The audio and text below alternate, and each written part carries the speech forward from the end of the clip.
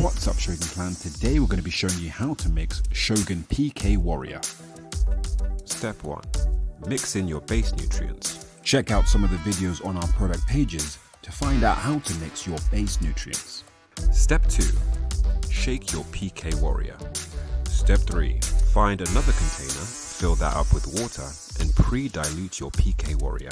Add your PK Warrior at the recommended dosage. You can find this on the feed chart.